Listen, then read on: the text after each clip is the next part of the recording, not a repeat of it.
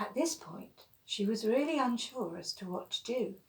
Bears had always been rather frightening to her, and were obviously understood to be extremely dangerous and to be avoided at all costs. But unfortunately, as it came into view, she saw it open one eye and spot her, at which point it rose up from its resting place and stood up on its hind legs until it almost filled the space at the opening to the cave, and roared, "What are you doing here?" Ziti answered, "I am looking for a treasure I heard about in a dream, and I'm looking for someone to help me find it."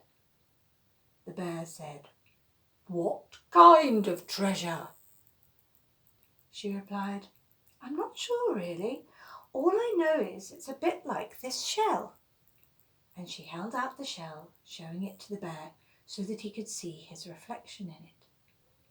He said, "You'd better come inside and meet my master. He can help you." Now, she didn't really want to go into the cave with an enormous bear leading the way, but she needed to find her treasure, and she needed help to do this.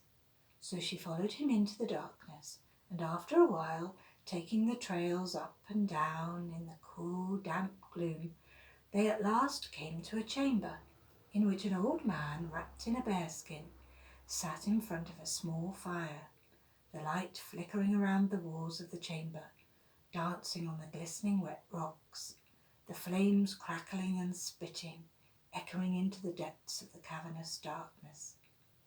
The man appeared to be asleep, eyes closed, silent in the stillness of the lonely cave.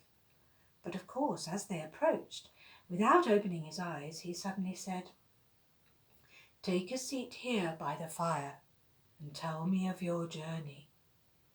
She was struck by how calm he was and how trusting of her.